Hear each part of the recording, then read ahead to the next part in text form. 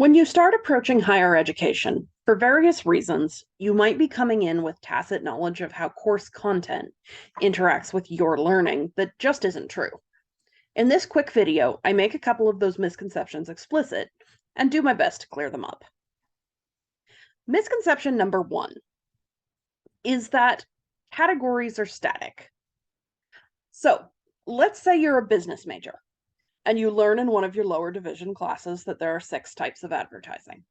You dutifully note this down, you study it, you do well on a quiz, you got this. Fast forward 3 years. You're at a meeting in your fast growing, exciting company, and one of the marketing experts has a presentation about the 8 kinds of advertising that are available to your business. But you stop him and you say, wait, there are only 6 kinds of advertising. If you do that, you're going to look like an idiot. Categories are not immutable. They're not physical laws. They're tools. They're easy to memorize. So, especially if you're a person who does well on exams, you might have come to where they feel like unchangeable realities, but they aren't. So, if you learned a 12-part system for categorizing knowledge in your IB classes, and then in freshman English you get hit with a 7-part categorization of knowledge, that doesn't mean that one of those instructors was wrong or missing something. It means they chose different tools to encode the information about a big field more easily. If you're in microbiology, because there's some teeny little organism you want to devote your life to learning more about, our taxonomy system is also a categorization tool to help us try to make sense of what's in front of us. So it's totally possible you'll start college as a bacteria stan and graduate as a proteist expert without ever changing the organism you're into. Categories are mutable. Taxonomies are not fixed. This brings us to the second thing you should try to unlearn. Course content shouldn't overlap. This idea tends to show up when professors introduce procedural knowledge, that is, the knowledge of how to do something, alongside the domain knowledge. Personally, I'm a lecturer in English, and I've had some of my students email me absolutely outraged that their anthropology professor is making grammar notes on their papers. Because, this class is anthropology, not English. I'll tell you what I tell them. Using language well, being persuasive, taking data or statistics and understanding what they do and don't tell you. These are not subject-bound skills. If a non-English instructor gives you grammar tips, it's because they have insight into the use of language in their field that they can share.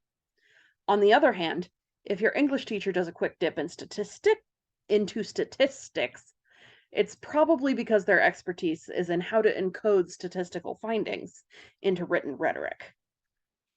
The more you're seeing those overlaps, the more different fields of study are linking up in your brain, the more you're achieving mastery of what you're learning. That's usually not your professor not staying in their lane. That's you learning to recognize when your skills are applicable to new content. Speaking of different ways to engage with content, that brings us into misconception number 3. Discussion is not learning. This is an idea that you may come by very honestly from your situated knowledge that there's always somebody messing it up for everyone else in a course discussion.